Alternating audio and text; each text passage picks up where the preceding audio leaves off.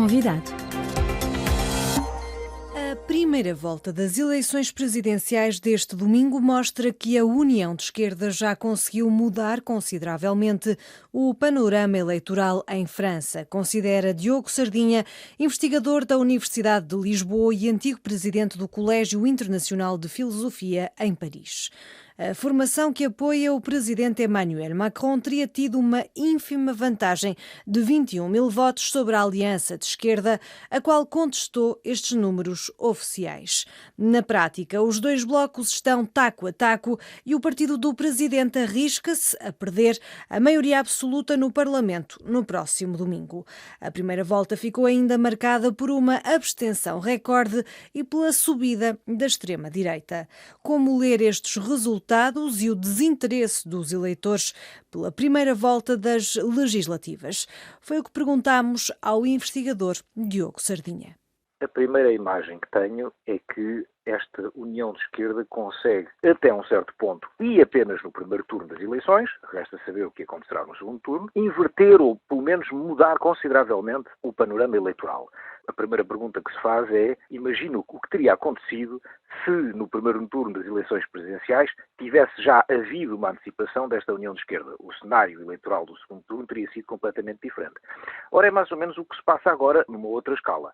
Primeiro, é preciso saber que os resultados nacionais não têm importância concreta neste caso. O que contam são os resultados das circunscrições. Para isso vamos ter que esperar a segunda volta. Mas o que é importante é realmente esta mudança de cenário em que vemos o partido, digamos, do Presidente, e o partido que tem a maioria parlamentar, altamente contestados pela segunda, aquilo que aparece agora como segunda força eleitoral, que é o resultado desta União de Esquerda, que é inédita em França desde os últimos 40 anos. O líder desta NUPES, esta coligação de esquerda, Jean-Luc Mélenchon, tinha pedido aos eleitores, logo depois da primeira volta das presidenciais, para irem massivamente às urnas e fazerem com que ele chegasse a primeiro-ministro. Ora, este objetivo, em princípio, não acontece, mas ele deve, na mesma, conseguir talvez retirar a maioria absoluta à coligação do presidente. É uma vitória ou é uma vitória mais ou menos? Quer dizer, a mim parece uma vitória, na medida em que, repare, esta União de Esquerda era impensável até há poucos meses. A verdade é essa. Portanto, o facto que um Partido Socialista completamente esmagado eleitoralmente, um Partido Comunista reduzido a uma percentagem muito ínfima, praticamente, em comparação com aquilo que foi no passado, um Partido Ecologista que não se consegue impor por si mesmo, que esses partidos tenham aceito reunir-se em torno desta coligação e da figura do Mélenchon, isso parece-me realmente inédito, não é? E inédito e até certo ponto inesperado. Portanto, nesse aspecto é uma vitória para essa área política e para esse espectro político. E os resultados até agora aparecem realmente como mostrando um grande desgaste do Presidente da República e do seu partido e o surgimento de uma nova força. Agora, que essa força consiga chegar ao resultado esperado e para o qual apela o Jean-Luc Mélenchon, que ele possam ter uma maioria na Assembleia da República que permita ter um governo liderado pelo Mélenchon. O que dizem os analistas até agora é que isso será pouco provável. Mas parece uma mudança importante e que tem que ser considerada no panorama eleitoral. E não é apenas uma mudança de curto prazo. Porque, repara, as políticas, salvo em casos excepcionais, o Macron foi realmente um caso excepcional, em que ele aparece e, de repente, ganha tudo no momento da sua primeira candidatura presidencial. Isso são momentos raros, não é? Normalmente as forças políticas constituem-se, e foi por isso que a chegada do Macron perturbou tanto a consideração da estabilidade do quadro político. Normalmente o que acontece são forças que se vão impondo a pouco e pouco. Veja, por exemplo, o que se passa com a antiga Frente Nacional, agora o Rassemblement Nacional. Pouco e pouco, ao longo de décadas, na verdade, vão entrando, até que eventualmente conseguem aceder ao poder. Portanto, este aparecimento de uma União de Esquerda que não existia desde há 40 anos, parece-me efetivamente um fenómeno importante a considerar. E outro fenómeno, o facto de não termos uma maioria do partido presidencial, que era até agora o caso mais recorrente depois das eleições presidenciais, também nas eleições legislativas, o partido do presidente conseguir essa maioria. Portanto, agora provavelmente isso não se configura. Com certeza, portanto, assistimos aqui a uma fragmentação, contrariamente ao que se passou há 5 anos, em que o Presidente da República ganha as eleições e depois ganha a Assembleia Nacional, o Parlamento, não é? O que acontece agora é que uma fragmentação. E, ao lado dessa esquerda, dessa união de esquerda, temos agora duas forças, que é preciso dizer as coisas como elas são duas forças da extrema-direita, na medida em que a direita clássica está também ela, em grande parte, esmagada, não é? Quer dizer, que a direita clássica liberal, e temos agora a Marine Le Pen e o Éric Zemmour, com dois discursos, o Éric Zemmour ainda mais radical. O Éric Zemmour Mas tem o hoje o Henrique discurso... Zemmour que foi logo eliminado nesta primeira volta das legislativas. Tem toda a razão. O que conta são as eleições nas circunscrições e não os resultados nacionais. Os resultados nacionais o que é que nos dão? Dão-nos tendências, não é? Mas essas tendências mudam.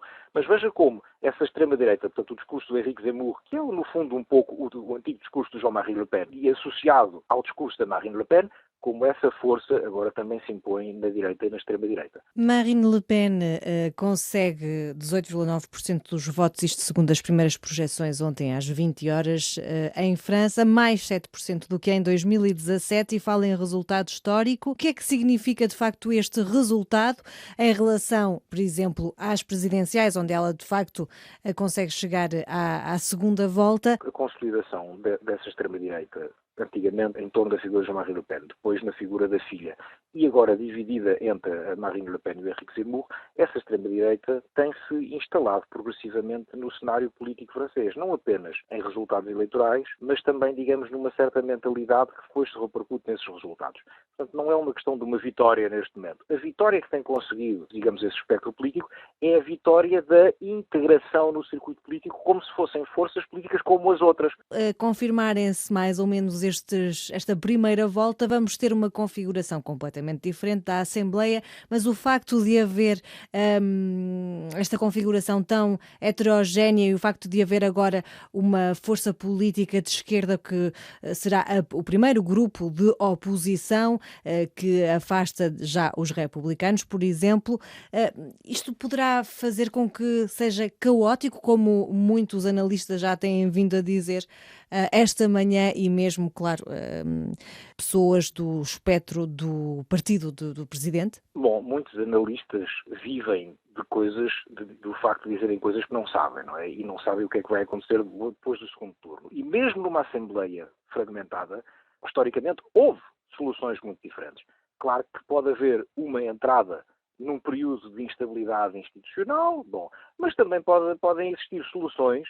Veja, Portugal, nesse sentido, é um bom exemplo, o que se chamou a geringonça, uma união de uma maioria parlamentar de partidos que em si mesmos eram minoritários nos resultados eleitorais, afinal, transformou-se numa solução de estabilidade. Portanto, Mas uma geringonça em França poderia funcionar? não, quer dizer, eu não sei. O que lhe posso dizer é, nós podemos falar daquilo que sabemos até agora e podemos falar de tendências. Agora, porque, repare, também pode haver muito interesse em dizer, atenção, é preciso votar num certo partido ou num certo movimento para evitar o grande caos institucional. Não, quer dizer, as pessoas têm que votar de acordo com a sua consciência. E depois, cabe aos eleitos, que têm a responsabilidade das instituições, de gerir esses resultados. Tivemos uma abstenção recorde de 52,3%, ou seja, metade dos eleitores não foi às urnas. Há muitas pessoas que estão muito descontentes com a política do Emmanuel Macron e da maioria parlamentar que o apoia. Mas que saídas desta fase longa de pandemia, que afetou muito a vida individual, a vida coletiva, a vida social, a vida cultural, por um lado. Por outro lado, com a chegada da guerra na Ucrânia e esta instabilidade, digamos, na fronteira leste da União Europeia, pessoas que desejam, acima de tudo, uma certa estabilidade. E os discursos, tanto da Marine Le Pen quanto de Mélenchon, podem parecer mais radicais, num certo sentido. São mais radicais, não é? Num certo sentido, não no outro. Portanto, há muitas pessoas que não querem dar o voto ao Emmanuel Macron, porque estão profundamente decepcionadas com a política realizada e não têm, digamos, vontade ou a coragem, talvez, digamos assim, suficientes para dar o voto a posições que significam uma certa mudança nas instituições e nas políticas que estão a ser seguidas, não é? Portanto, pode haver esse desejo de uma certa estabilidade que implica o que implica, que se repercute num certo desinteresse em relação às eleições. Quer dizer, vamos deixar ver, os outros são talvez um pouco radicais, este também não é bom, vamos ver o que vai acontecer. A análise de Diogo Sardinha, antigo presidente do Colégio Internacional de Filosofia em Paris, sobre a primeira volta das eleições legislativas em França. A segunda volta é no próximo domingo.